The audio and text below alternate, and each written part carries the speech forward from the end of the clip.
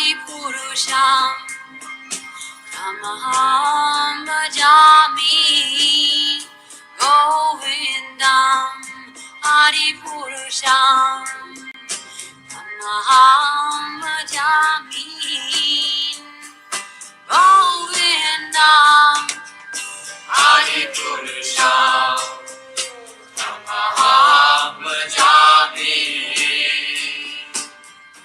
Enam Kanvanta Maravinda Dalaya Tarsham Varhamatam Samasitam Buddha Sundaranam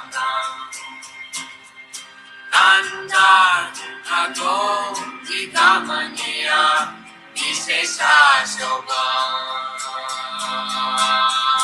Govindam Adipurusham Tamaham bhajami Govindam Adipurusham Tamaham bhajami Govindam Adipurusham Tamaham bhajami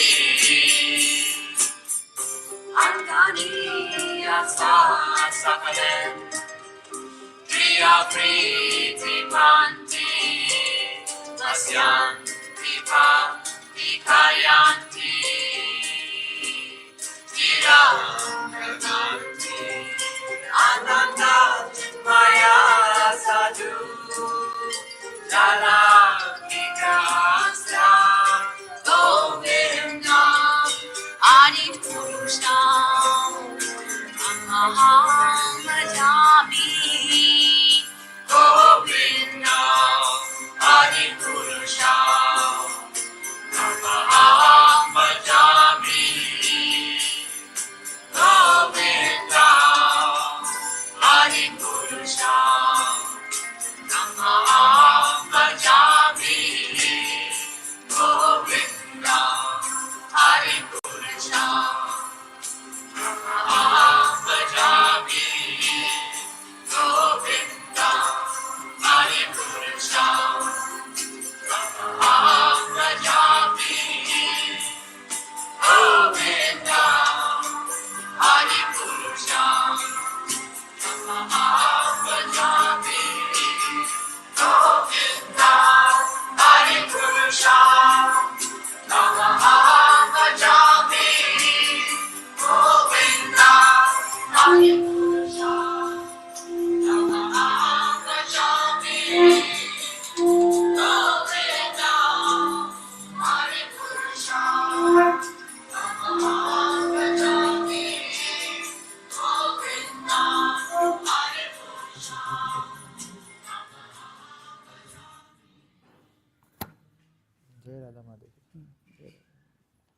जय राधा माधव राधा माधव राधे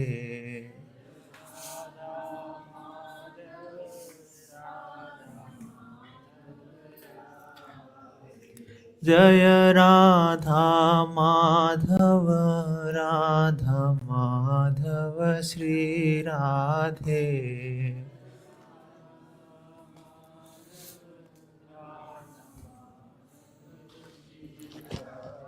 जय राधा मदन मोहन राधा मदन मोहन श्री राधे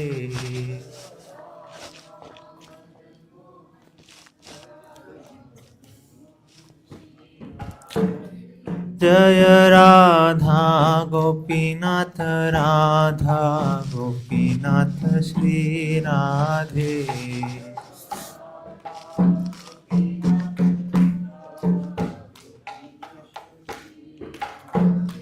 जय गौरनिताय गौरनिताय पतित पावन गौरनिताय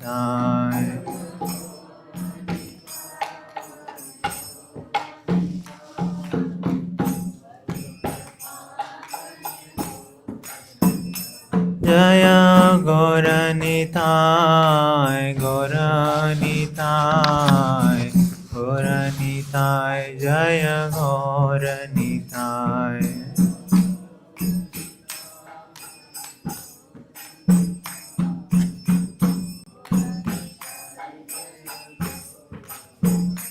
जय नरसिंहदेव नरसिंहदेव प्रह्लादेश जय नरसिंहदेव।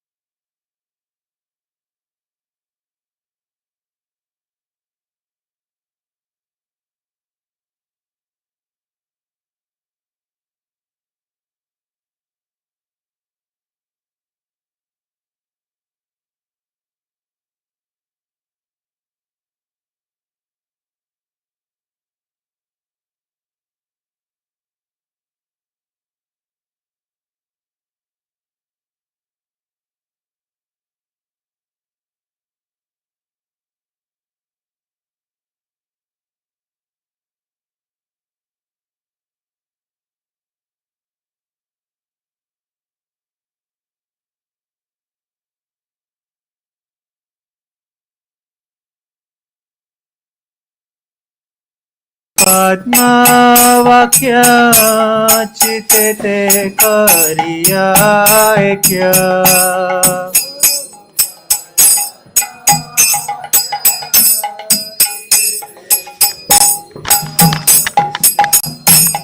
और ना करी हमने आशा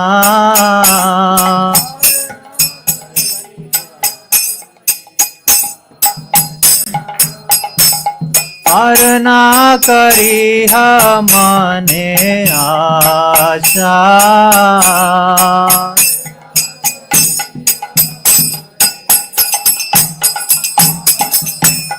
श्री गुरु चरणे रति ऐसे उत्तम गति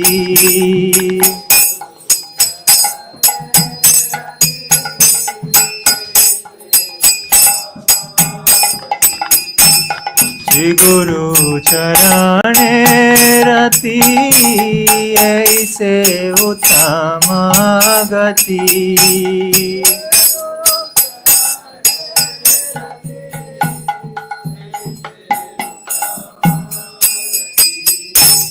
हे प्रसाद पूरे सर्व आशा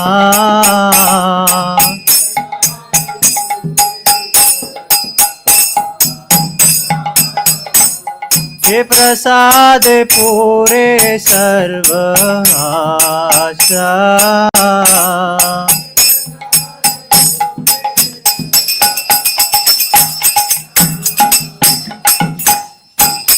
चक्षुदान दिलो जेई जन्मे जन्मे प्रभु से ही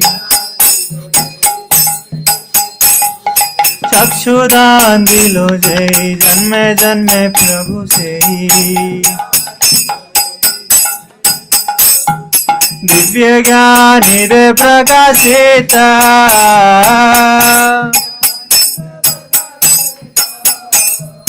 दिव्य ज्ञान हृदय प्रकाशिता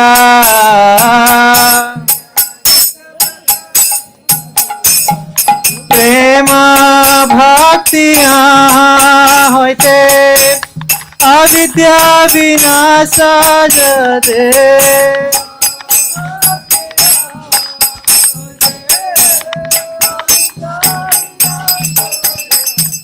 प्रेम भक्ति यहाँ होते अविद्या विनाश जते वेद गाय यार चरित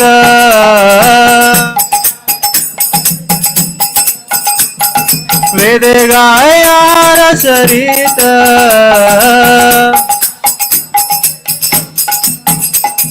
श्री गुरु करुणा सिंधु अधम जनार बंधो श्री गुरु करुणा सिंधु अधम जनार बंधु लोकनाथ लोकेर जीवना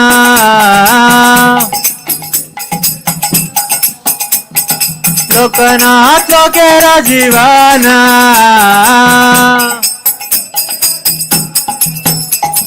श्री गुरु करुणा सिंधु अधम जनार बंधो श्री गुरु करुणा सिंधु अधम जनार बंधो लोकनाथ लोकेर जीवना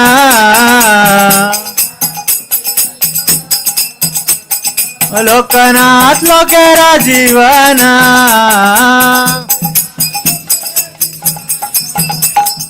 आहा प्रभु करो दया देह मोरे पद छया आहा प्रभु करो दया देह मोरे पद छया प्रभु पद करो दया देह मोरे पद छया एवे अद्भुत सुख त्रिभुवन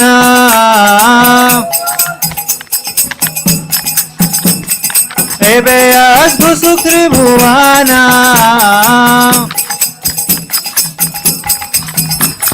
प्रभुपाद पतित पावन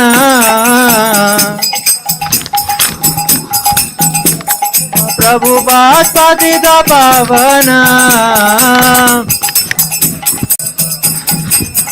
जय प्रभुपाद जगद्गुरु श्रील प्रभुपाद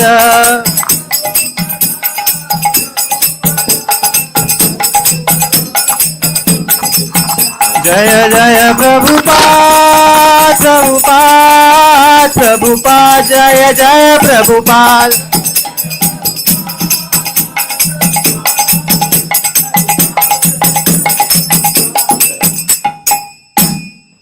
नमो विष्णुपदाय कृष्णप्रेष्ठाय भूतले श्रीमते भक्ति वेदांत स्वामिनिति नामिने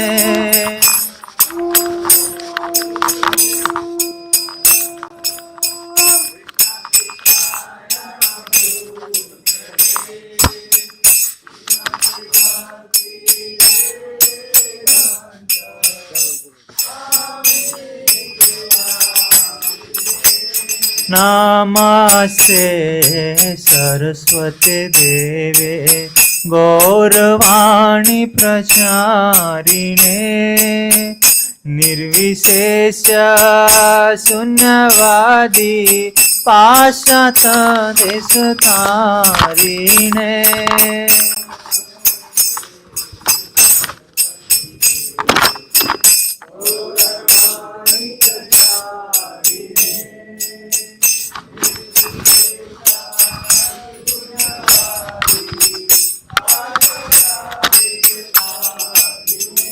जय श्री कृष्ण चैतन्य प्रभु नित्यानंद श्री अद्वैत गदाधर श्रीवासादि गौर भक्त वृंद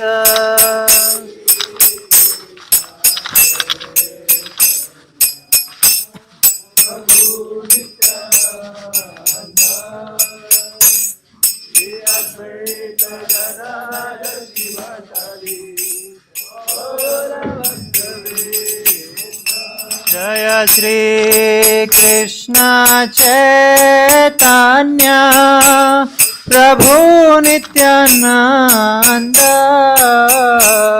श्री अद्वैत गदाधर श्रीवासादि गौर भक्त वृंद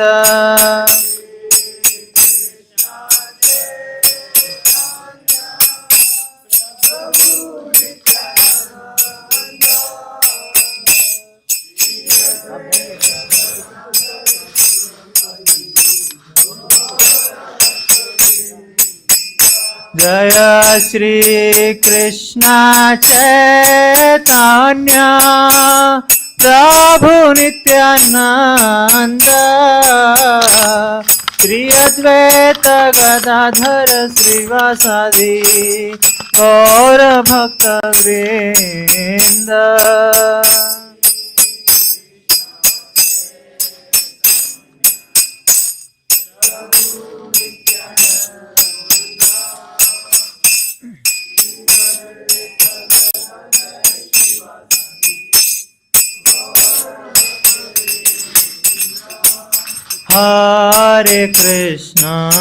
हरे Krishna Krishna Krishna Hare Hare Hare Ram Ram Ram Hare Hare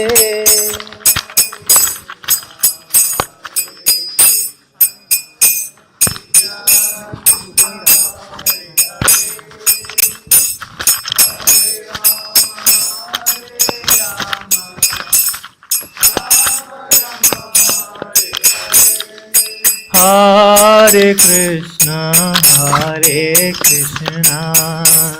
Krishna Krishna Hare Hare Hare Ram Ram Ram Hare Hare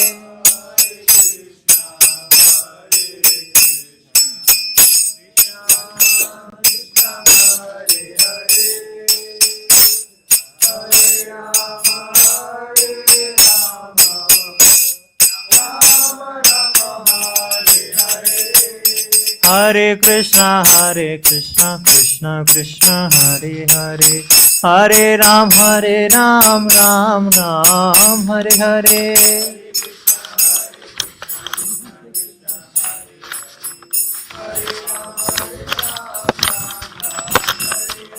Hare Krishna Krishna Krishna Hare Hare, Hare Ram Ram Ram Hare Hare.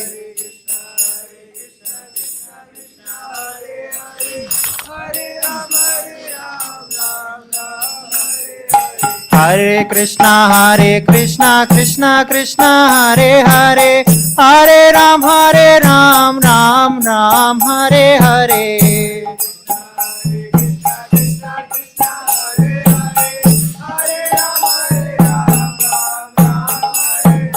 Hare Krishna Krishna Krishna Hare Hare, Hare Ram Ram Ram Hare Hare.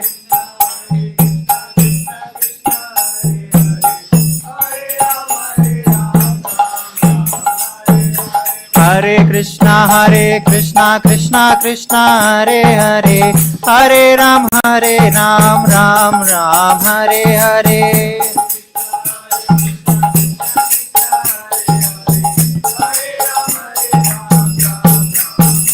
Hare Krishna Krishna Krishna Hare Hare, Hare Rama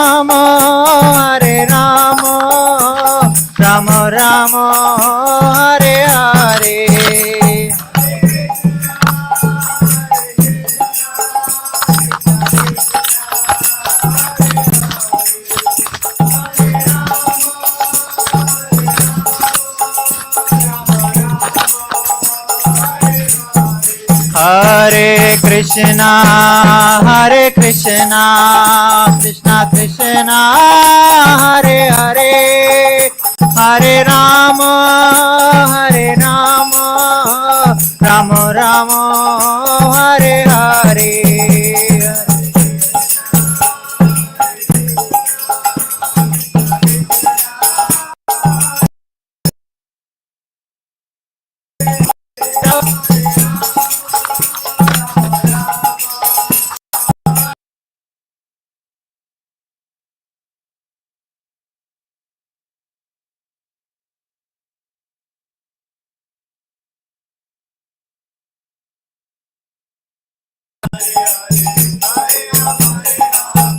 Hare. Hare Krishna Krishna Hare Hare, Hare Ram Ram Ram Hare Hare.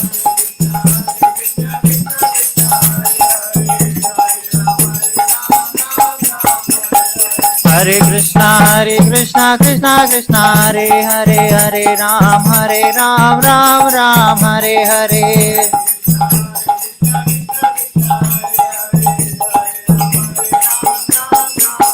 जय राधा माधव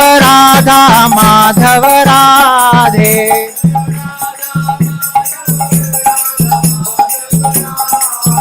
जय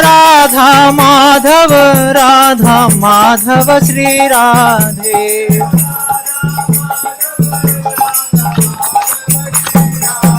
जय गौरानिताय पतित पावन गौरानिताय।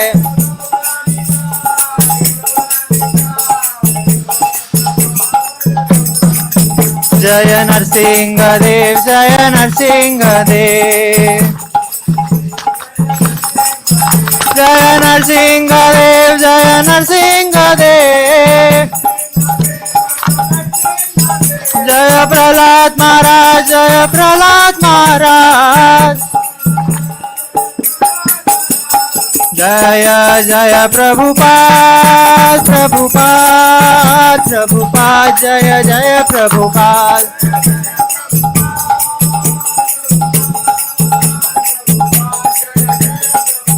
निताय गौर हरि बोल निताय गौर हरि बोल।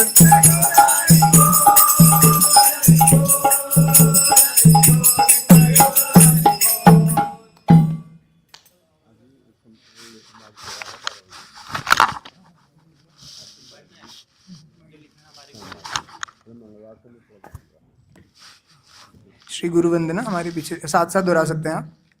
हमारे गुरुदेव के चरण कमलों की चरण कमल ही एकमात्र साधन है जिनके द्वारा हम शुद्ध भक्ति में सेवा प्राप्त कर सकते हैं। मैं उनके चरण कमलों में अत्यंत भक्ति एवं श्रद्धा पूर्वक नतमस्तक होता हूँ। उनकी कृपा से जीव भौतिक क्लेशों के महासागर को पार कर सकते हैं तथा कृष्ण की कृपा प्राप्त कर सकते हैं। मेरी एकमात्र इच्छा है कि उनके मुख कमल से निकले हुए शब्दों द्वारा अपनी चेतना को शुद्ध करूं। उनके चरण कमलों में अनुराग ऐसी सिद्धि है जो समस्त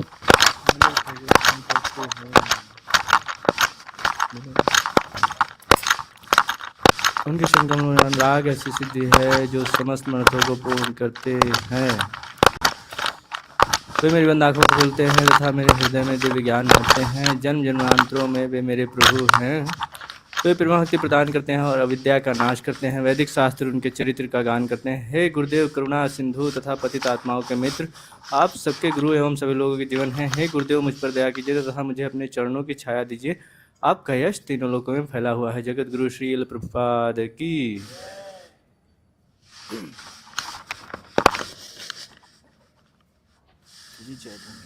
जय ओम विष्णुपाद परमहंस पचकाचार्य अष्टोत्तर Shri Shrimad his divine grace इसी भक्तिवेदांत स्वामी शिला प्रभुपाद की। जय ओम विष्णुपाद परमहंस पचकाचार्य अष्टोत्तर श्री श्रीमद भक्ति सिद्धांत सरस्वती ठाकुर महाराज प्रभुपाद की। अनंत कोटि वैष्णव वृंद की। नामाचार्य शिला हरिदास ठाकुर की। प्रेम से कहिए श्री कृष्ण चैतन्य प्रभु नित्यानंद श्री अद्वैत गदाधर शिवासादि गौर भक्तवृंद की। श्री श्री राधा कृष्ण गोप गोपिका श्याम कुंज राधा कृष्ण गिरि गोवर्धन की। श्री नवदीप मायापुर धाम की। श्री श्री राधा माधव भगवान की। श्री श्री गौर निताय की। श्री श्री प्रहलाद सिंह भगवान की। जगत गुरु शिला प्रभुपाद की। All glory to Sambal devotees. All glory to Sambal devotees. All glory to Sambal devotees. All glory to Shri Shri Guru and Gauranga. All glory to Srila Prabhupada. Srila Prabhupada की जय। गौर प्रेमानंद।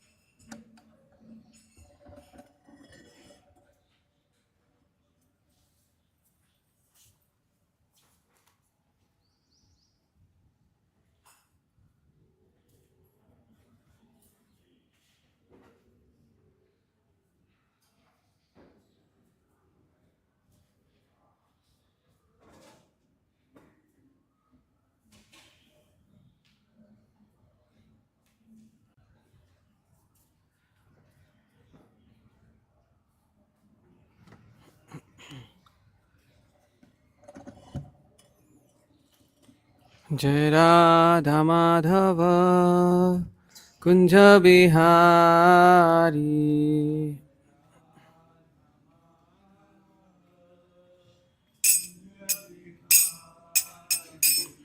जय राधा माधव कुंज बिहारी।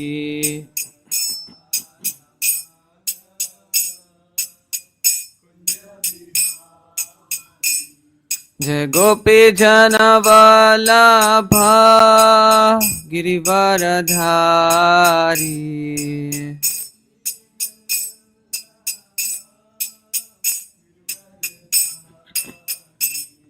जय गोपी जन वल्लभ गिरिवरधारी।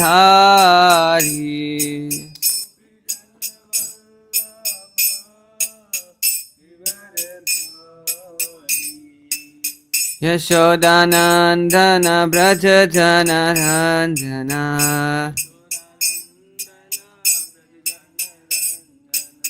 यशोदानन्दन व्रज जनरञ्जना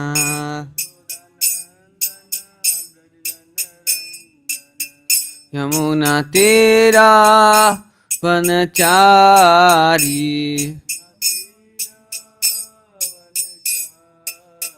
यमुना तेरा वनचारी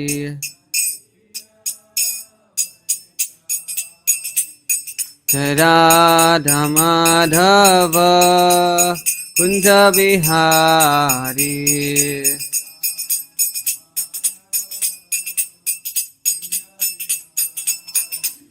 जय राधा माधव कुंज बिहारी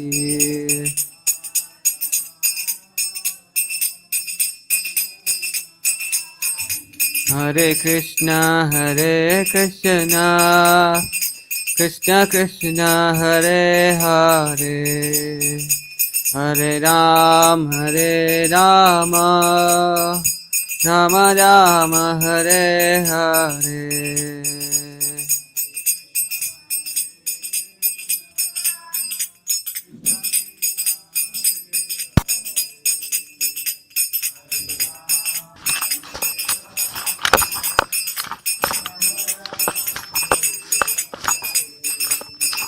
हरे कृष्णा कृष्णा कृष्णा हरे हरे हरे राम राम राम हरे हरे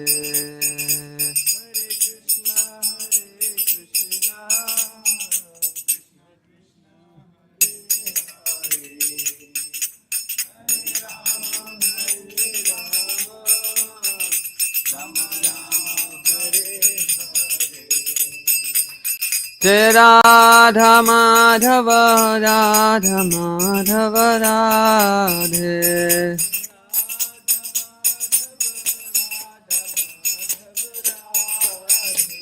जय गौरनिताय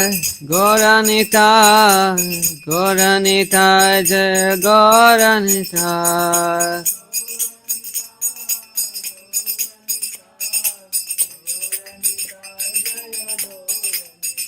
जय जय प्रभुपाद जय प्रभुपाद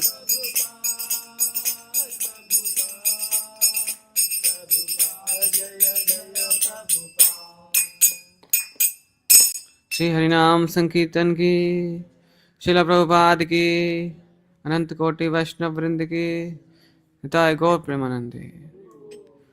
ओम नमो भगवते वासुदेवाय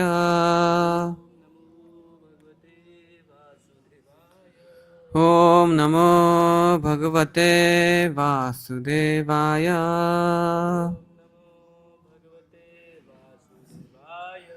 ओम नमो भगवते वासुदेवाय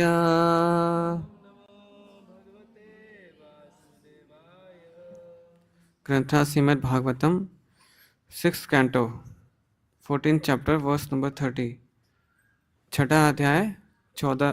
छठा स्कंद 14वां अध्याय और 30 श्लोक 30 से 40। तो इसमें से 30 से 39 तक कोई तात्पर्य नहीं है, तो हम उन श्लोकों का उच्चारण करके उसका अनुवाद पढ़ते हैं। उसके बाद हम 40 नंबर श्लोक पे चर्चा करेंगे। श्लोक संख्या 30। सापि तत्प्राशनात् एव चित्रकेतुर अधारयत् गर्भं कृतदतिर्देवी कृतिकाग्नेरिवात्मजम्। तो उसमें बता रहे हैं कि अंगिरा द्वारा संपन्न यज्ञ से अवशेष को खाकर कृतदित्यु ने चित्रकेतु के वीर्य से उस प्रकार गर्भ धारण किया जिस प्रकार कृतिका देवी ने अग्नि से भगवान शिव का वीर्य प्राप्त करके स्कंद यानी कार्तिकेय नामक पुत्र को गर्भ में धारण किया था। हम जानते हैं महाराज चित्रकेतु की कथा चल रही है ना, इसमें चित्रकेतु का संतान उत्पत्ति होने वाली है। अगला श्लोक है 31। तस्य अनुदिनं गर्भः शुक्लपक्षा इवोदुपः पवृधे सूरसेने स तेजसा सनकैर्नृप। कहते हे राजा परीक्षित, सूरसेन के राजा महाराज चित्रकेतु का वीर ग्रहण करने से कृतदित्य का गर्भ उसी प्रकार क्रमशः बढ़ने लगा जिस प्रकार शुक्ल पक्ष में चंद्रमा बढ़ जाता है। तो अगला ये हम देख रहे हैं यहाँ पे महाराज का वर्णन आ गया, किनका? चित्रकेतु महाराज का। कहाँ के राजा हैं? सूरसेन के राजा हैं। उनकी पत्नी का नाम क्या है? कृतद्युति, जिनका संतान उत्पन्न होने वाला है। अगला श्लोक है अथ काला उपावृत्ते कुमारा समजायते जायता जनयम सूरसेनानां शृण्वतां परमां मुडम्। कहते हैं तदंतर समय आने पर राजा को पुत्र उत्पन्न हुआ। इस समाचार को सुनकर सूरसेन देश के समस्त निवासी अत्यधिक प्रसन्न हुए, क्योंकि राजा की 1 करोड़ रानियां थी लेकिन एक भी पुत्र नहीं था। राजा सोच रहा था उत्तराधिकारी तो होना चाहिए कोई, तो संतान उत्पन्न होगा तो निश्चित रूप से प्रसन्नता तो होगी। तो अगला श्लोक है हिष्टो राजा कुमारस्य सनातः शुचि अलंकृतः वाच इत्वा शिशो विप्रय कारयाम आस जातकम। ये श्लोक संख्या 33। कहते हैं राजा चित्रकेतु विशेष रूप से प्रसन्न थे। स्नान करके पवित्र होकर तथा आभूषणों से सज्जित होकर उन्होंने विद्वान ब्राह्मणों से स्वस्ति वाचन और आशीर्वाद लेकर पुत्र का जातकर्म संस्कार करवाया। एक बात बड़ा महत्वपूर्ण है, जब भौतिक सुख होता है ना, कोई भौतिक खुशी होती है, आपको तो खुशी हो रही है पर किसी को ईर्ष्या द्वेष भी होता है। बहुत ऐसे लोग होंगे जिसको दुख भी होगा अगर आपको कोई खुशी होती है। जैसे आपने कोई नया घर बनाया, आपको तो खुशी हुई है, पर आप लोगों के चेहरे देख के बता सकते होंगे कि किसी को दुख भी हो रहा है उस घर को देख करके, और वो घर में आग लगाने का सोच रहा है वो। तो समझिए यहाँ भी कुछ ऐसा होने वाला है ना। इसलिए इस भौतिक में कोई भी सुख ईर्ष्या से रहित नहीं है ना। अगर आप बहुत अच्छा परफॉर्मेंस किया किसी एग्जाम में, आप सेलेक्ट हो गए, आपको तो खुशी होगी, पर बहुत सारे ऐसे लोग हैं जिनको बहुत दुख भी हो रहा होगा ये देख करके, कैसे खुशी हुई आपको इतनी। इसलिए कहते भी हैं कि अपनी सफलता का वर्णन नहीं करना चाहिए ज़्यादा लोगों के सामने, क्योंकि निश्चित रूप से वो आप शत्रुता को जन्म देगा। बहुत लोग ईर्ष्या करके बैठे हैं, जिसको नहीं हुआ है उसको तो जला रहे हो ना बता करके, उसको खुशी थोड़ी मिल रही है। आप अपनी खुशी एक्सप्रेस कर रहे हो पर उसको तो जला रहे हो, जले पे नमक छिड़क रहे हो उसके। तो इसलिए ऐसा काम नहीं करना अगर आपको कोई खुशी मिली भी है तो। अगला है नेक्स्ट श्लोक है श्लोक संख्या 33 हो गया। तो आगे सुसज्जित होकर ब्राह्मणों से स्वस्ति वाचन आशीर्वाद लेकर पुत्र का जातकर्म संस्कार कराया। तो देखिए इसमें संस्कार का वर्णन आता है। कौन सा संस्कार? जातकर्म संस्कार। जातकर्म संस्कार में क्या होता है कि कहते हैं कि कुछ मतलब काऊ घी ना, विशेष घी का इस्तेमाल होता है, जिससे इसलिए किया जाता था कि बच्चे को उसका मतलब बुद्धि तीव्र हो, आध्यात्मिक प्रगति हो उसका, इसलिए जातकर्म संस्कार कराया जाता है। वैसे इसमें जो है वो नाल कट जाती है, मतलब जो अम्बिलिकल कॉर्ड को कटिंग होती है इसके अंदर। ऐसे करके 16 संस्कार होते हैं जो हर व्यक्ति को अपने जीवन में करने होते हैं। आगे चर्चा करेंगे, एक बार ये पूरा हो जाए। अगला श्लोक है श्लोक संख्या 34। तेभ्यो हिरण्यम रजतम वाशांसी आभरणानि च ग्रामान हयान गजान प्रादात धेनुनाम अर्बुदानि सत। कहते हैं राजा ने इस अनुष्ठान में भाग लेने वाले समस्त ब्राह्मणों को दान में सोना, चांदी, वस्त्र, आभूषण, गांव, घोड़े, हाथी और 60 करोड़ गौएं दी। 60 करोड़ गौएं, 60 करोड़ रुपए का तो 1 रुपए का तो एक गाय नहीं होगी। एक गाय कितने की होती है? कितनी की होती है एक गाय? अगर नया गाय ले तो 60,000 लाख है ना, 1 लाख की एक गाय होती है। 60 करोड़ गुने 1 लाख कितना रुपया हो गया?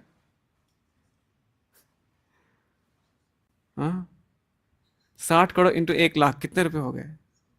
गिनना मुश्किल है। ये तो खाली खाली गाय का देखा, उसके पहले सोना चांदी पहले से है। कितने अमीर होते होंगे ना।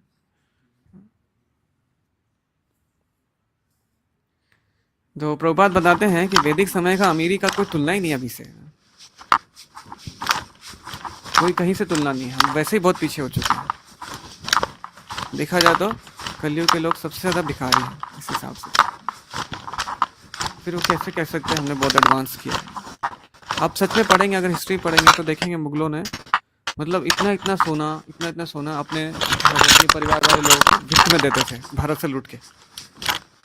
कहते हैं 9 बड़े बड़े जहाज, जिसमें 200 टन एक जहाज में आता है, ऐसे 9 बड़े बड़े जहाज को मतलब लूट करके बंगाल का जो है वो धन लेके गए थे ब्रिटिशर्स। इससे पहले मुगल लूट चुके थे पहले, इतना ज्यादा संपत्ति। अगला श्लोक है ववर्षा कामम अन्येषां पर्जन्य इव देहिनां धन्यम यशम आयुष्यम कुमारस्य महामना। कहते जिस प्रकार बादल बिना पक्षपात के पृथ्वी पर वर्षा करता है, इसी प्रकार उदार चेता राजा चित्रकेतु ने अपने पुत्र के यश, ऐश्वर्य तथा आयु की वृद्धि के लिए सबको मुंहमांगी वस्तुएं दी। राजा बिना भेदभाव के वर्षा करता है, मतलब बादल ना देखता नहीं है किसको दे रहे हैं किसको नहीं दे रहे हैं, सबको देता है राजा ना। तो ऐसे मुंह मांगी वस्तुएं दी सबको राजा ने। अगला श्लोक है कृष्णलब्धेथ राजर्षिस्तनयेनुदिनं पितु यथा निःशस्य कृच्छ्राप्ते धने स्नेहो नवावृद्धता। जय श्री राधा माधव भगवान की, श्री गौर निताई की, श्रील प्रभुपाद की जय। कहते हैं जब राजा चित्रकेतु को अत्यंत कठिनाई से पुत्र प्राप्ति हुई तो दिन प्रतिदिन उसका पुत्र का स्नेह बढ़ता रहा। जिस प्रकार किसी निर्धन व्यक्ति को बड़ी कठिनाई से कुछ धन मिलता है तो प्रतिदिन आसक्ति बढ़ती रहती है ना। अगर गरीब व्यक्ति को धन मिल जाए ना, वैसे ही राजा को एक पुत्र मिल गया ना। तो आप देख सकते हैं ना, धन में सुख नहीं है, पुत्र नहीं है, कोई सुख नहीं है, ऐसा है ना, ऐसा संस्कार है ना। इतना सब कुछ दान कर दिया पुत्र के लिए, उल्टा हो सकता है अभी ना, परिवार के लोगों को दान कर देंगे इतना सारा धन के लिए।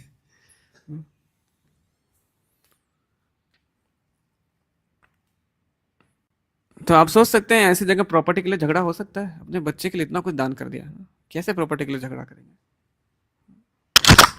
अगला श्लोक है मातुस्तव अतिचराम पुत्रे स्नेह मोह समुद्भव कृतद्युते सपत्नीनां प्रजा कामा इजरो भवत्। तो कहते हैं कि पिता की भांति माँ का भी आकर्षण एवं स्नेह पुत्र के प्रति अत्यधिक बढ़ता गया। कृतद्युति के पुत्र को देख देख कर राजा की अन्य पत्नियां पुत्र की कामना से अत्यधिक शुद्ध रहने लगी, मानो उन्हें उच्च ज्वर हो गया, जलन हो रही है। कहीं पे खुशी, एक जगह पे एक महल में खुशी मनाई जा रही है और 99,999 महल में मातम मनाया जा रहा है। ऐसी खुशी का क्या ये होती है, भौतिक खुशी। तो उधर जलन मनाई जा रही है, जलन हो रहा है। 99,999 महल में जलन हो रहा है और एक महल में खुशी मनाई जा रही है। अगला श्लोक है चित्रकेतुर अति प्रीतिर यथा दारे प्रजावती न तथा नेषु संजज्ञे बालम लाल यतो नभम।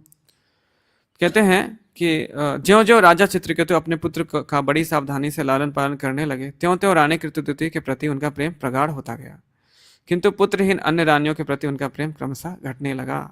जिस रानी से पुत्र हुआ था उससे प्रेम बढ़ गया, बाकियों से कम होने लग गया। तो स्वाभाविक सी बात है, समस्या तो होनी है फिर तो।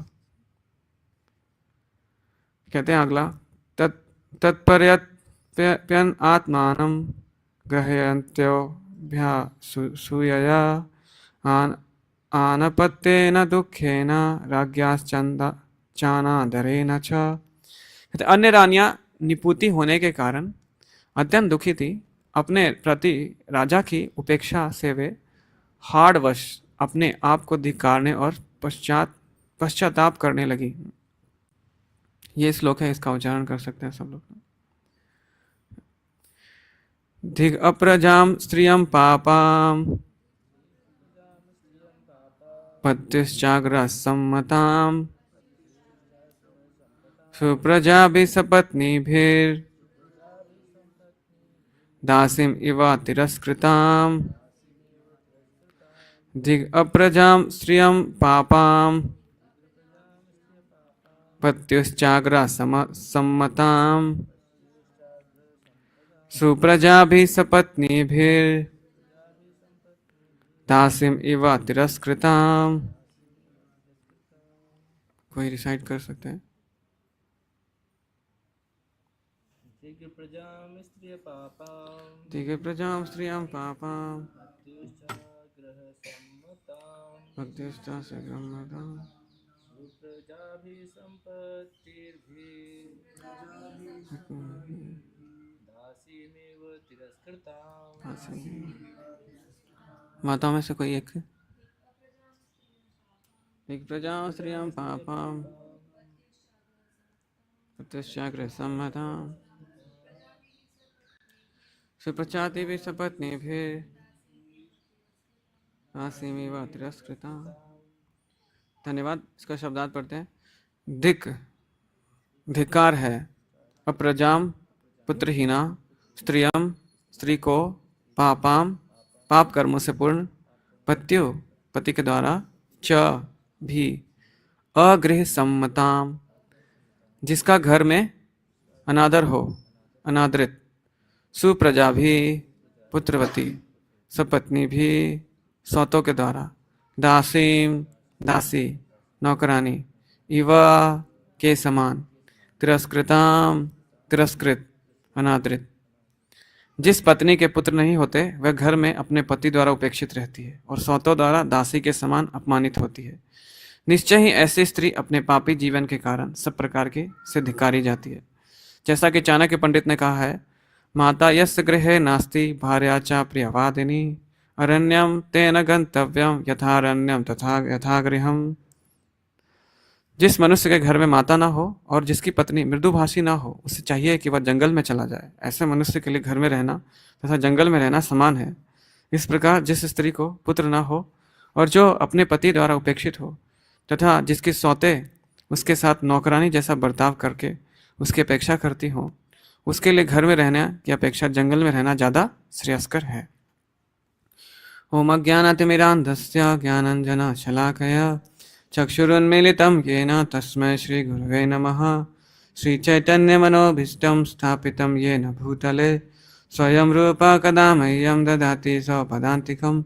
वन्देऽहं श्रीगुरो श्रीयुतापदकमलं श्रीगुरून् वैष्णवांश्च श्रीरूपं साग्रजातं सहगं रघुनाथान्वितं तं सजीवं सावद्वैतं सावधूतं परिजनसहितं कृष्णचैतन्यदेवं श्रीराधा कृष्णपादान् सहगं ललिता श्रीविशाखान्वितांश्च। हे कृष्ण करुणा सिन्धु दीनबन्धु जगत्पते गोपेश गोपिका कान्त राधाकान्त नमस्तुते। तप्तकाञ्चन गौराङ्गी राधे वृन्दावनेश्वरी वृषभानुसुते देवी प्रणमामि हरिप्रिये। वाञ्छाकल्पतरुभ्यश्च कृपा सिन्धु एव च पतितानां पावनेभ्यो वैष्णवेभ्यो नमो नमः। जय श्री कृष्ण चैतन्य प्रभु नित्यानंद श्री अद्वैत गदाधर शिवासादि गौर भक्त वृंद। हरे कृष्ण कृष्ण कृष्ण हरे हरे, हरे राम राम राम हरे हरे। नमः ओं विष्णुपादाय कृष्ण पृष्ठाय भूतले श्रीमदे भक्तिवेदांत स्वामिनिति नामिने। नमस्ते सारस्वते देवे गौरवाणी प्रचारिणे निर्विशेष शून्यवादी पाश्चात्य देशतारिणे। हरे कृष्णा। तो आप सभी का स्वागत है इस भागवतम क्लास में। मेरी आप सबसे प्रार्थना है कि आप सब मुझे आशीर्वाद दें ताकि इस चर्चा को मैं आगे प्रस्तुत कर सकूं, आप सबके दिव्यानंद के लिए, भगवान की प्रसन्नता के लिए और खुद के शुद्धिकरण के लिए। तो हम इसमें देखते हैं, वैसे तो ये चर्चा किसके बारे में है कि महाराज चित्रकेतु के बारे में।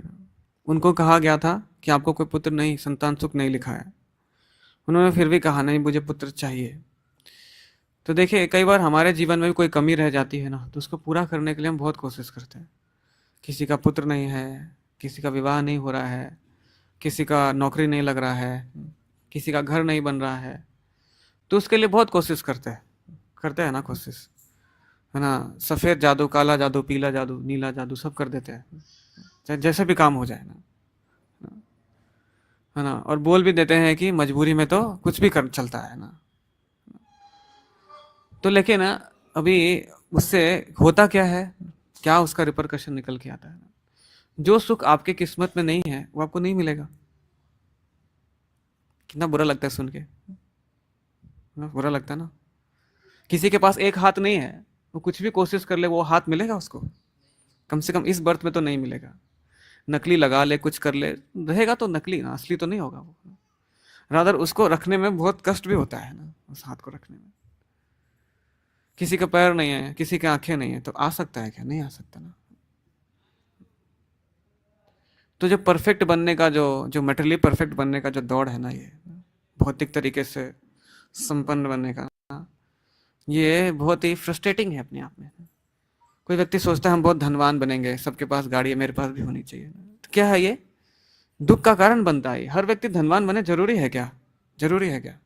नहीं जरूरी है।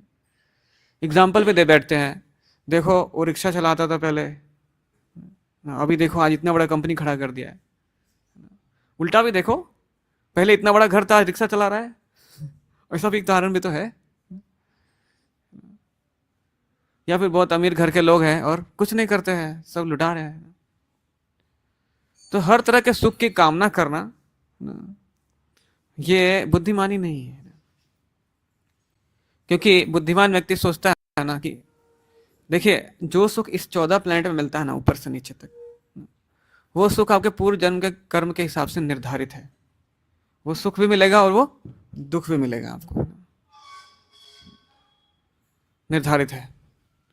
तो कहते हैं आचार्य कि बुद्धिमान व्यक्ति वो है जो क्या करता है, इन 14 इस भौतिक जगत के बाहर का जो सुख है ना, उसकी कामना करता है। उसको बोलते हैं बुद्धिमान। क्योंकि वो सुख क्या है? दिव्य है और नष्ट नहीं होता है, वो परमानेंट है। वो सुख कामना करना है, उस सुख की कामना करनी चाहिए जो परव्योम में पाया जाता है ना, इस प्रकृति से परे है। जो इस भौतिक जगत का सुख तो लिमिट है ना। कई लोग फ्रस्ट्रेट भी हो जाते हैं, नहीं ऐसा मत बोलिए, फिर हम इतनी भक्ति क्यों कर रहे हैं? हम तो भक्ति कर ही इसलिए रहे हैं कि हमारा घर बन जाए ना, हमारा नौकरी लग जाए, हमारा ये हो जाए ना। फिर क्या फायदा भक्ति का? भगवान हमारे लिए ये भी नहीं कर सकते तो? मतलब उसको किसी ने गलत समझा दिया है। वो क्या क्यों कर रहा है भक्ति? वो इसलिए भक्ति कर रहा है ना। फिर कहेंगे तो फिर तो कुछ लोग सोचेंगे चलो आज से भक्ति छोड़ देते हैं, फिर तो जब मिलेगा नहीं तो। पर एक बात ध्यान रहे कि अगर किसी और उपाय से अगर लेने का कोशिश भी करेंगे ना उस चीज को, तो उसका आपको उतना ही दंड भुगतना पड़ेगा। कहते हैं ना, कहीं से आपने, कहीं बड़ी इमारत है तो कहीं खुदाई भी हुई होगी, वरना इमारत के लिए मिट्टी का उतना ईंट कहाँ से आएगा। तो इसलिए कहीं से आपने वो लिया है तो कहीं से ना, आपने इतना कुछ यूज करा तो कहीं से लिया भी होगा आपने फिर। और दूसरा, मैंने इसमें जैसे बताया, आपको कोई चीज प्राप्त होती है ना, तो अपने प्रसिद्धि का ज्यादा गुणगान नहीं करना चाहिए ना। मेरा बेटा फर्स्ट आ गया, मेरा ये हो गया, वो हो गया। क्यों कर रहे हो गुणगान? उसके दुश्मन खड़े कर रहे हो आप। उनसे से कोई काला जादू कर दिया तो क्या होगा? क्या होगा बताओ? काम खत्म हो जाएगा उसका। रादर उसको भक्ति में लगाओ, ताकि कोई जादू करे भी अगर तो उसके ऊपर असर ना पड़े। उसका गुणगान करने से ज्यादा अच्छा ये है। कहते हैं अगर हम अपना गुणगान करते हैं ना, तो हमारा जो है तेज कम होता है धीरे धीरे। क्योंकि आप बहुत लोगों के मन में ईर्ष्या पैदा कर रहे हो। आप बहुत लोगों के मन में आप ईर्ष्या पैदा कर रहे हो अपना गुणगान करके। किसी के पास महंगी घड़ी होती है, अच्छी ज्वेलरी होती है, तो वो सबको बताता है, देखो इसका कीमत बताते भी है, देखो 1 करोड़ का है ये। क्यों बता रहे हो? चोर को पता लग गया, अच्छा 1 करोड़ का है, ठीक है कोई नहीं, मिलना किसी दिन, देख लेंगे ये भी कैसा है। मतलब वो जबरदस्ती बोल रहा है, आओ भाई आओ, लूटो, लेके जाओ, चोरी करो, बता रहे हैं उसको। तो ये जो शो ऑफ का जो टेंडेंसी है ना, बहुत ही खतरनाक है, आत्मघाती टेंडेंसी है ये, आत्महत्या करने के बराबर है ना। जो व्यक्ति ज्यादा दिखावा कर रहा है मतलब वो आत्महत्या कर रहा है, सीधी सी बात है। और आत्महत्या करने में रुचि है तो फिर क्या कह सकते हैं फिर तो। तो ऐसा करके हम क्या कर रहे हैं? आत्महत्या कर रहे हैं, खास करके अपनी प्रसिद्धि दिखा करके, अपना कोई भी ऐश्वर्य दिखा करके। 6 तरह के ऐश्वर्य होते हैं ना, ज्ञान, और क्या क्या होता है? शक्तिशाली होना, और धनवान होना, और सुंदर होना, और फेमस होना, हाँ, अमीर होना, और वैराग्य होना। ये भी नहीं दिखाना चाहिए हम बहुत वैरागी हैं। कहेंगे अच्छा बहुत वैरागी है, बुलाओ जरा किसी को। वो भी खतरनाक है ना। हमें क्या बन के रहना चाहिए? दासों का दास बन के रहना चाहिए ना। बताना चाहिए हमेशा हमारे में कोई योग्यता नहीं है।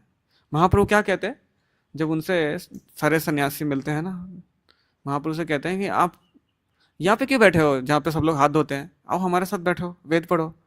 कि नहीं नहीं, मेरे गुरु ने मुझे देखा था, बोला तुम मूर्ख हो, तुमको ना कुछ ज़्यादा पढ़ाई लिखाई तुमसे होगा नहीं, तुम ऐसा करो, तुम हरि नाम का जप करो।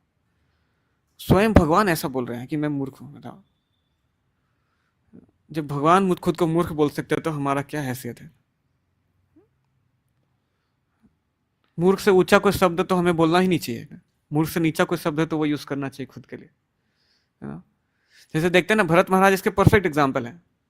जब उन्होंने देखा कि भगवान राम कहाँ सो रहे हैं, जमीन पे सो रहे हैं, तो उन्होंने सोचा मेरे स्वामी है वो जमीन पे सो रहे हैं, तो मैं उनके बराबर में कैसे सो सकता हूँ। तुमने क्या किया? गड्ढा खोदा, गड्ढे में जाके सो रहे हैं। भगवान राम कंदमूल खा रहे थे, तो सोचे कंदमूल भी क्यों खाऊं। वो क्या खा रहे थे? गोमूत्र, ऐसी चीजें खा रहे थे कुछ। जब भगवान को इतनी तपस्या हो रही है तो मेरे को तो ज्यादा तपस्या होनी चाहिए, मैं तो बिल्कुल निकृष्ट हूं उनसे। तो भरत महाराज कहते हैं ना, भरत महाराज जो है ना वास्तविक विनम्रता को दिखाते भी है। पूरा राज्य है, सब लोग कह रहे हैं सिंहासन में बैठ जाओ, कोई नहीं है, लेकिन क्या कर रहे हैं? भगवान राम के खड़ाओं को रख दिया वहां पे और राज्य कर रहे हैं। पूरा रिपोर्ट दे रहे हैं कि क्या क्या चल रहा है, सब रिपोर्ट दे रहे हैं। ऐसा होना चाहिए जो है वो भक्त को, है ना, कि सिंहासन पे बिठा के रखा है भगवान को और कर रहे हैं सब उनके बिहाफ पे, रिपोर्ट दे रहे हैं उनको। ऐसा होना चाहिए भक्त को। ऐसा नहीं खुद सिंहासन में बैठ जाए, भगवान को बोले करो प्रभु आप मेरे लिए कुछ, कुछ करते नहीं आप मेरे लिए। ये ठीक नहीं है। तो कहते हैं इसलिए रामायण का जो संस्कार है ना वो बहुत ही महत्वपूर्ण है। कहते हैं कम बुद्धिमान के लोगों के लिए जो है वो, कहते हैं कुछ कम बुद्धिमान लोगों के लिए व्यास देव ने स्पेशली महाभारत रामायण लिखा है, ताकि उसकी स्टोरी से लोग समझते हैं, काफी कुछ समझ जाते हैं ना, क्या करना चाहिए जीवन में। धर्म का ज्ञान आता है रामायण पढ़ने से, महाभारत से। प्रभुपाद ने ऑलरेडी श्रीमद् भागवतम में कवर कर दिया है ना। तो उससे क्या होता है? सत्वगुण बढ़ना शुरू हो जाता है। फिर व्यक्ति सचमुच सोचता है कि भरत महाराज ये कर सकते हैं तो फिर हमारा क्या हैसियत है। तो हमें देखना चाहिए, इसलिए खुद का कभी भी गुणगान नहीं करना चाहिए ज्यादा, खुद की प्रसन्नता का ना, खुद की खुशी का ना, खुद के ऐश्वर्य का ना गुणगान नहीं करना चाहिए ज्यादा। छिपा के रखो, जितना छिपा के रखेंगे उतना बचा रहेगा वो, और जितना दिखाएंगे उतना नष्ट होने का संभावना है।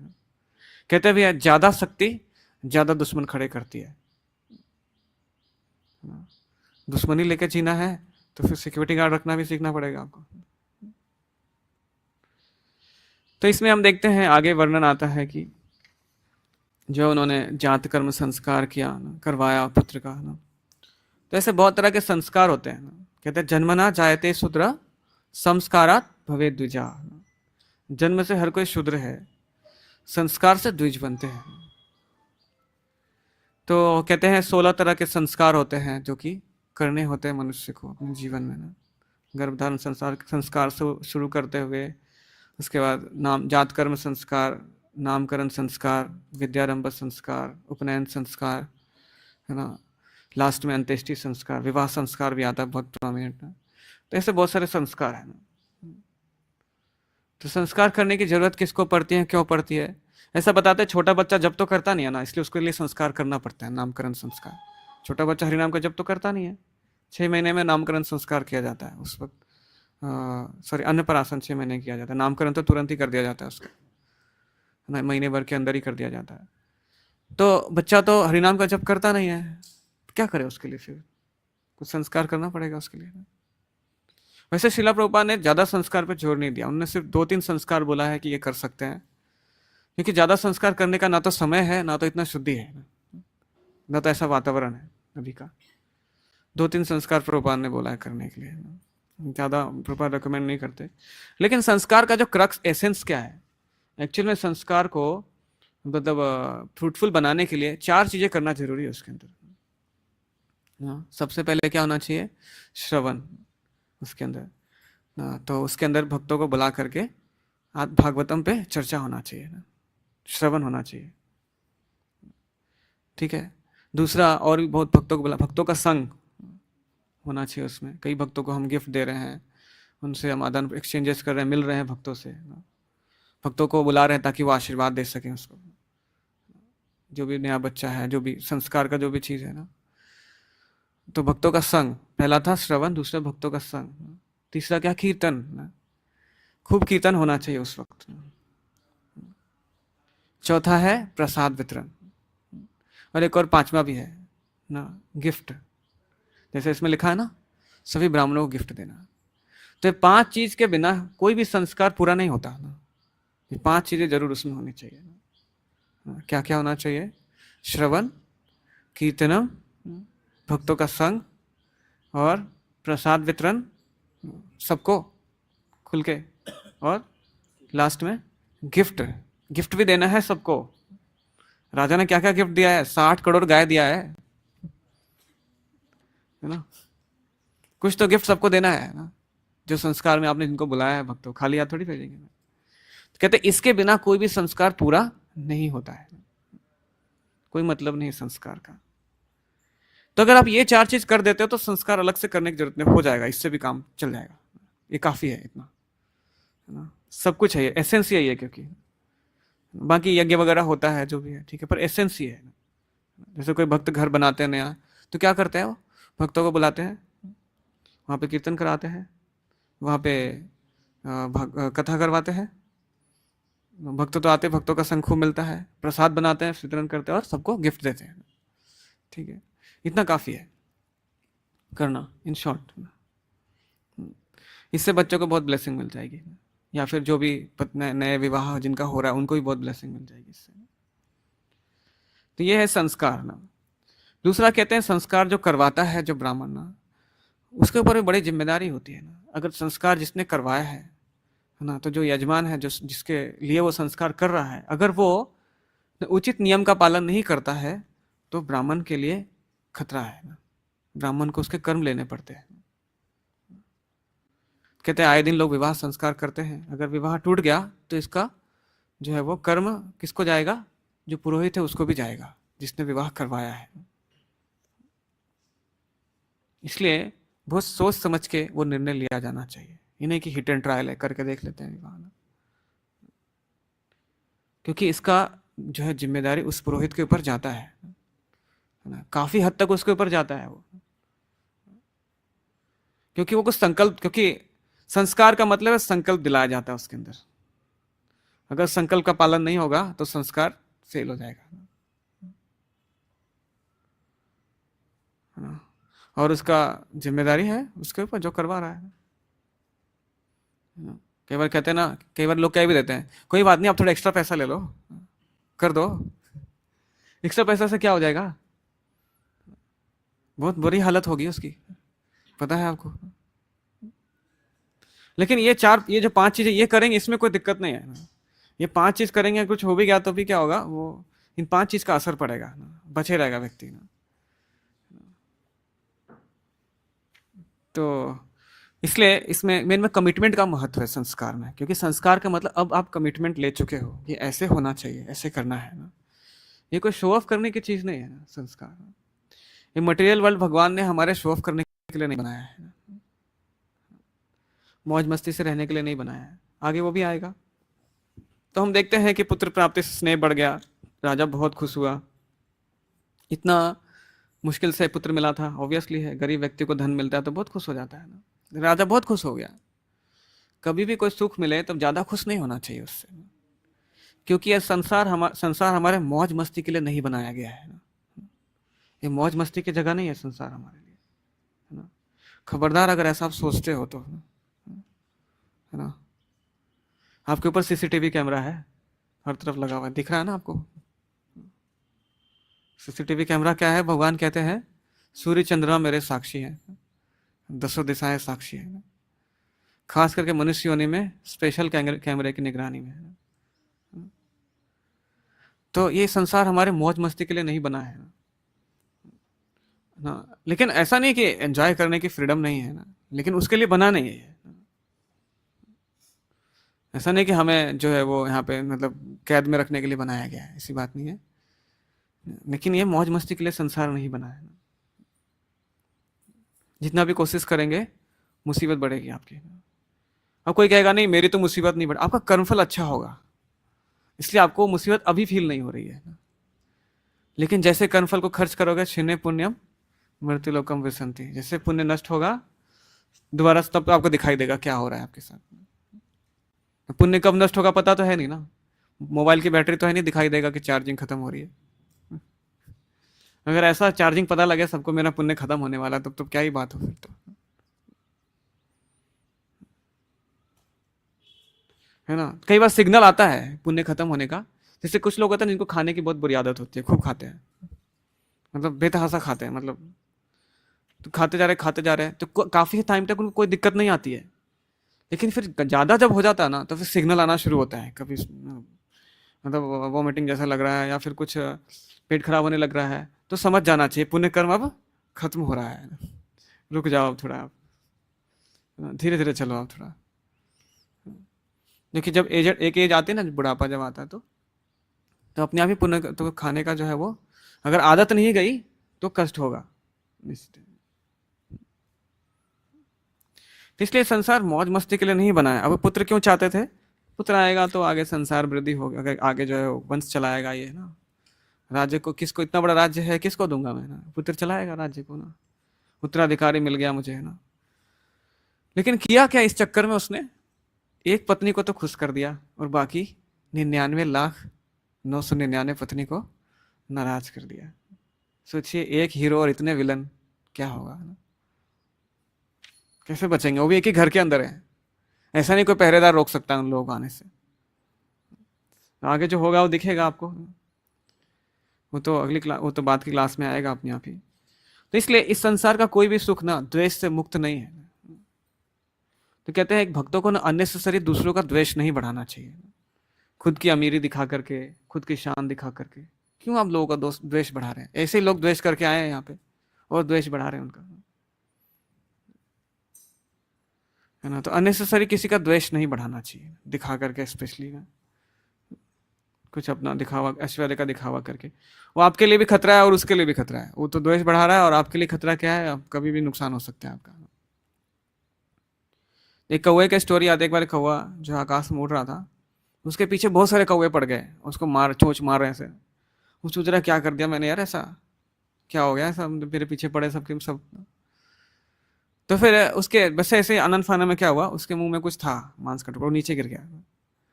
फिर देखा एकदम से सारे कौवे गायब हो गए। अरे क्या हो गया, सबके सब कहाँ चले गए?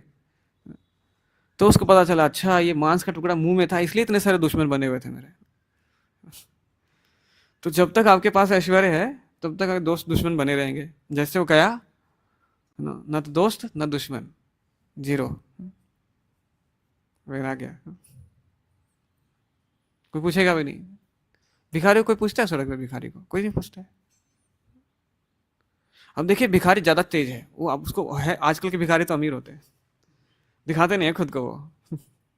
वो ज्यादा अच्छा है, दिखाता नहीं खुद का पैसा कितना है। हाँ स्मार्ट भिखारी। कम से कम उससे इतना सा शिक्षा लेना चाहिए कि रहे भिखारी की तरह, भले कितने ही ऐश्वर्य क्यों ना हो जाए हमारे पास, कोई नुकसान नहीं उसको। कौन उसको मारने पीटने आएगा? कौन उसको क्या करने आएगा? कौन उसको लूटने आएगा जब उसको पता ही नहीं किसी को इसके पास क्या है? अब देखें कई बार लोग क्या करते हैं, ऐसे कुछ गांव के कुछ सिंपल लोग ये भी करते हैं ना, ज्यादा पैसा कहीं कैरी करना होता तो फटे हुए थैले में रख देते हैं। ट्रेन में जा रहे तो फटा थैला तो कोई उठाएगा ही नहीं, लोग थैला ही जब इतना बेकार है, इसके अंदर सामान तो इससे बेकार होगा, लोग यही सोचेंगे। और 5 रुपए का नोट है और एकदम महंगी से ब्रीफ केस में रखा है, महंगे से पर्स में रखा है, तो लोग तो पहले सोचेंगे चलो पैसा मिले ना मिले पर्स तो मिल ही जाएगा। तो कवरिंग एकदम शानदार करी हुई है, अंदर भले माल बेकार है। तो इसमें चाणक्य पंडित के बारे में वर्णन आता है, कहते हैं अगर घर में माता ना हो और पत्नी मृदुभाषी ना हो तो जंगल में चला जाना चाहिए। खतरनाक स्टेटमेंट है। कहते हैं उसी प्रकार जिस स्त्री को पुत्र ना हो और जो पति द्वारा उपेक्षित हो उसको भी जंगल में चले जाना चाहिए। पता है ऐसा अगर होने लग गया तो पता नहीं कितने लोग जंगल में चले जाएंगे आजकल।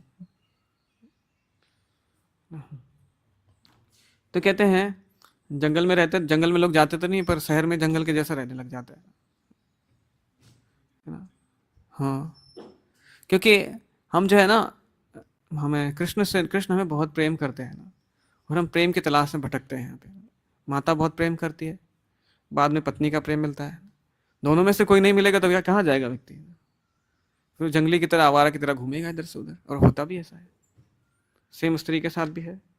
अगर उसको पुत्र ना हो और उसके साथ नौकरानी जैसा व्यवहार हो रहा हो तो क्या करेगी वो?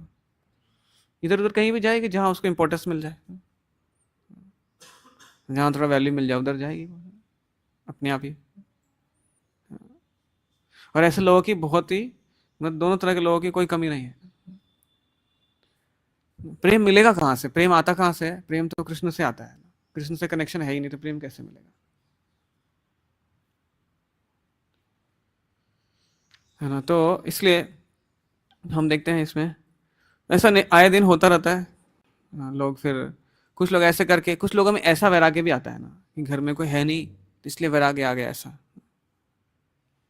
तो कहते हैं एक 3 तरह के वैराग्य होते हैं, 3 तरह का त्याग होता है, एक सत्वगुण में, एक रजोगुण में और एक तमोगुण में। सत्वगुण में त्याग क्या होता है?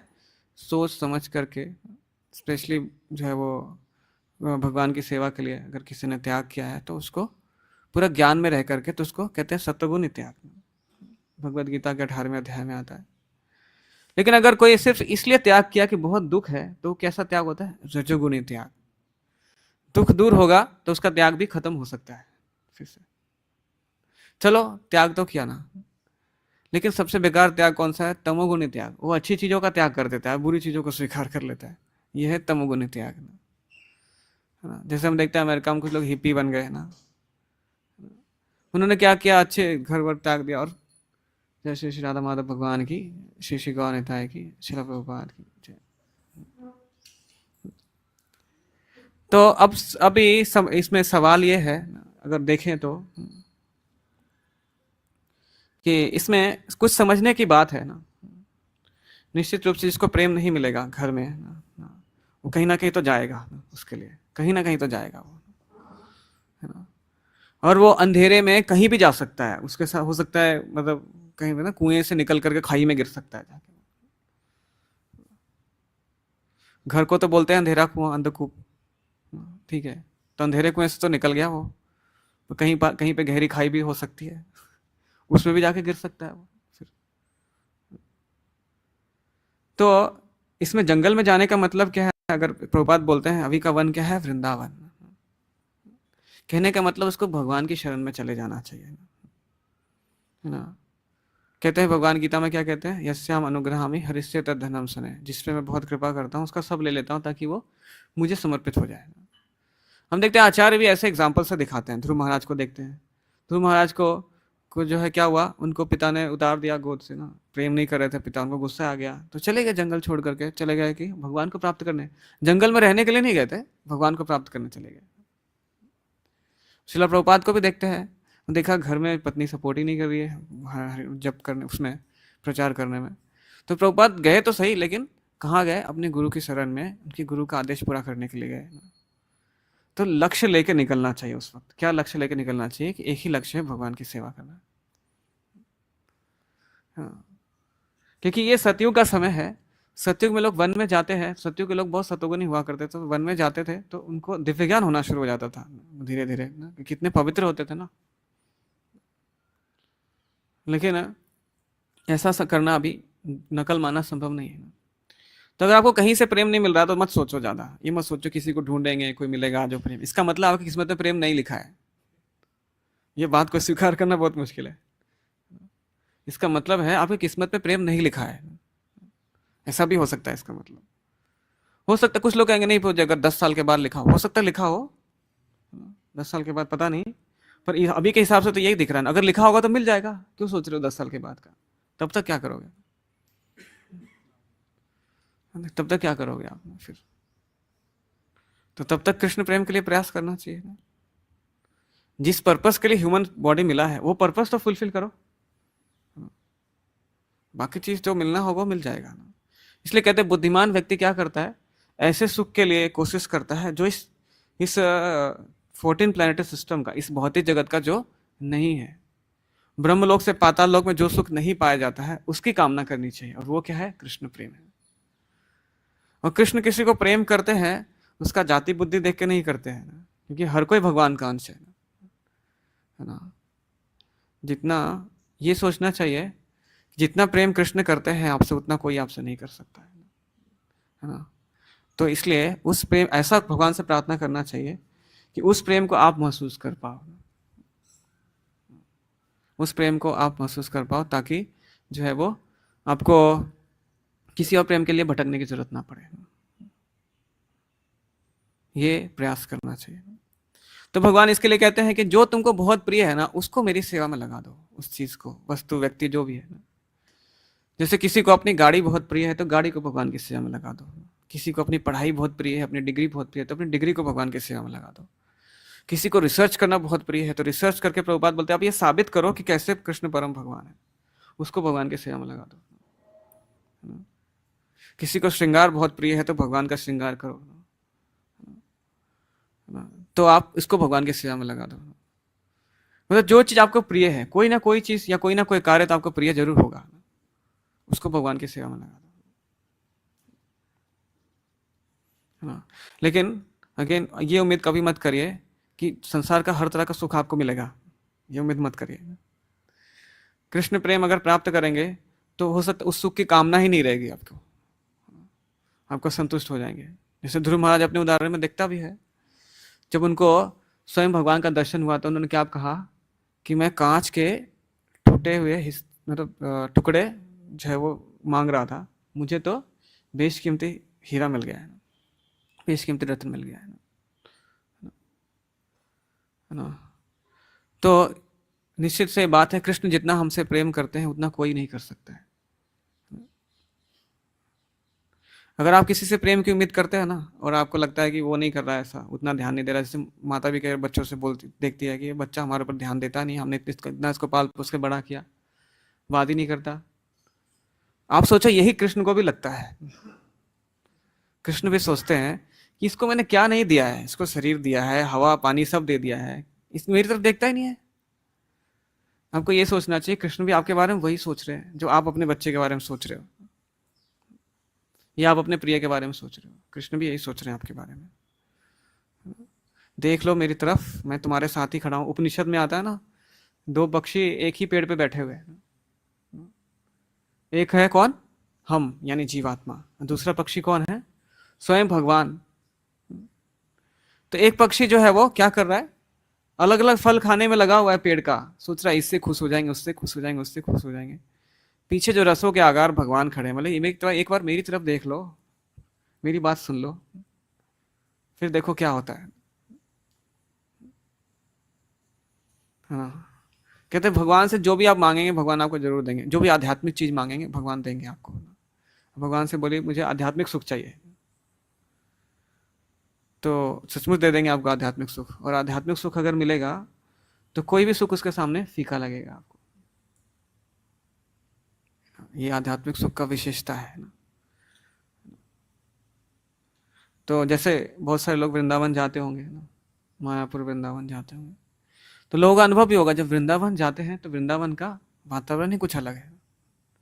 कई भक्त तो यहाँ तक कहते हैं कि ज्यादा भक्त नहीं है, कुछ माला करते हैं, 10-15 माला, 10 माला करते हैं, 6 माला करते हैं, वो भी कहते हैं कि वृंदावन से आने का इच्छा नहीं होता है। भले उनको तरीका नहीं पता वृंदावन में रह के करना क्या चाहिए, लेकिन कहीं ना कहीं वो कनेक्शन है वृंदावन से, क्योंकि वो हमारा घर है। इसलिए इसका मतलब ये नहीं वहां फ्लैट खरीदना शुरू कर दें।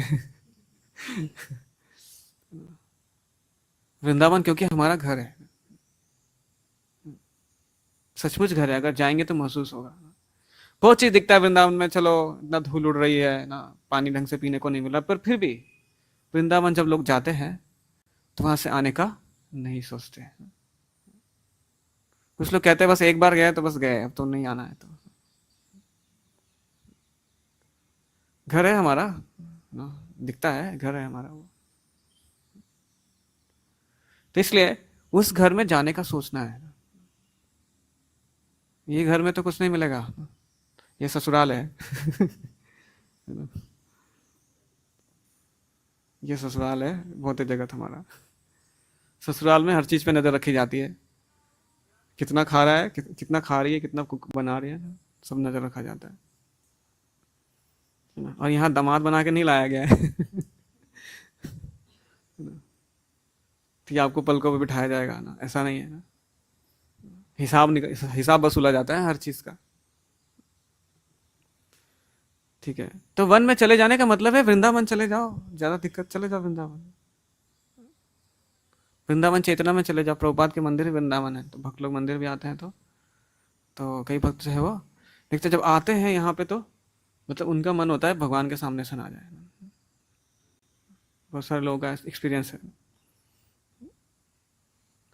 कुछ लोगों का एक्सपीरियंस है पहली बार जगन्नाथपुरी चले जाते हैं, जगन्नाथ जी का जब दर्शन करते हैं तो मतलब भक्त नहीं है ज़्यादा, थोड़ा ज़्यादा जप नहीं, लेकिन फिर भी जगन्नाथ जी से ऐसा आकर्षित होते हैं। जगन्नाथ जी ऐसे हैं कि किसी को भी आकर्षित कर लेते हैं।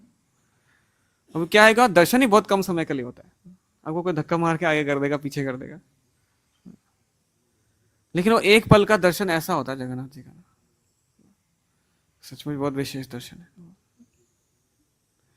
तो ये सुख अगर मिल जाए तो फिर बाकी सुख का क्या इच्छा करना है, बाकी सुख तो उसके बाद ही है।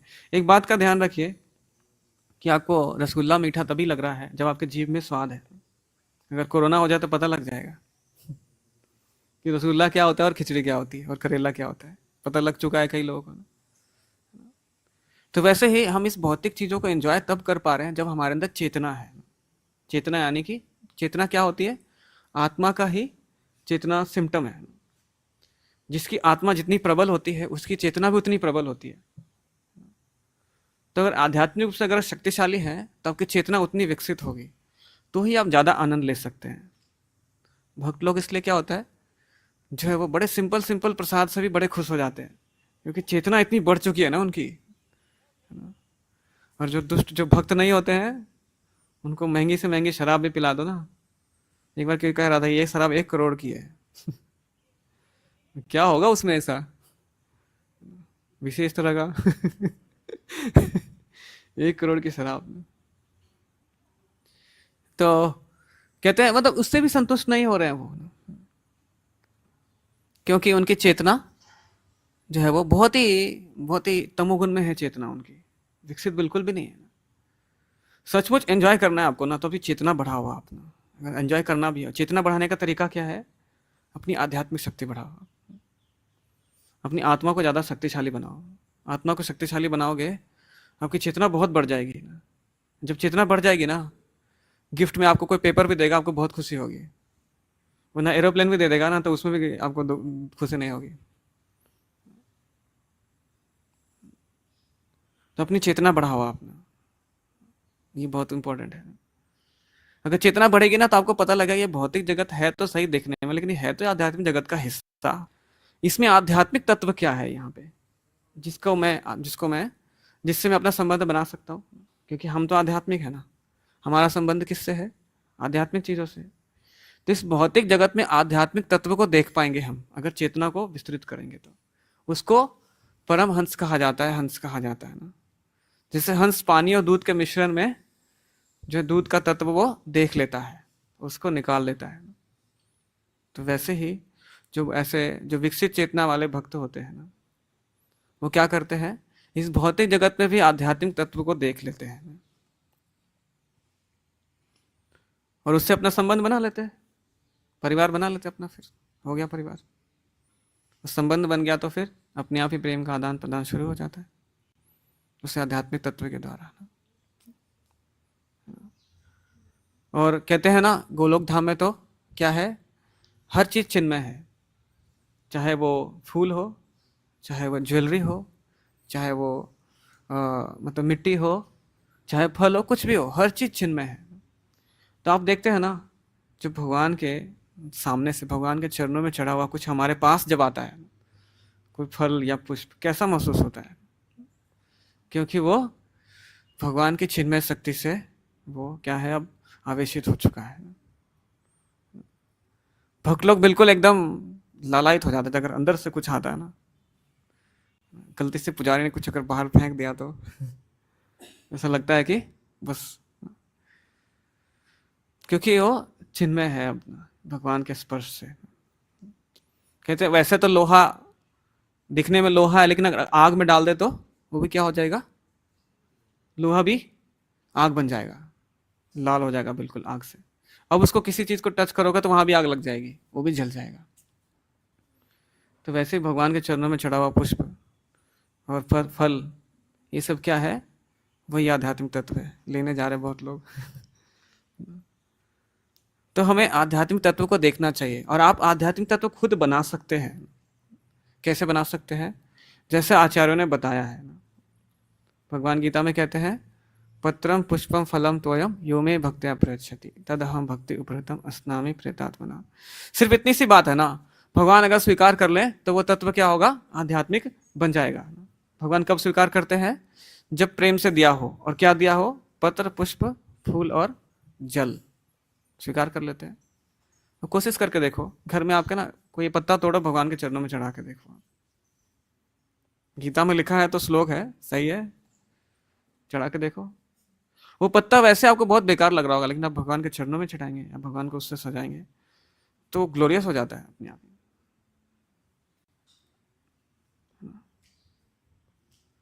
है ना, वो बहुत ही आकर्षक दिखने लग जाता है ना। वो पत्ता में आकर्षण भगवान में है ना। और जो चढ़ाने वाला है उसकी भी आध्यात्मिक प्रगति होती है। इससे प्रेम बढ़ता भी है ना। भगवान को आप देते रहिए, भगवान को कुछ नहीं चाहिए, पत्ते, पुष्प, फूल चाहिए। ठीक है, मैं इस चर्चा को यहीं विराम देता हूँ। किसी का कोई प्रश्न है? ठीक है। ग्रंथ श्रीमद् भागवतम की, शिला प्रभुपाद की, ताय गौर प्रेमानंदे।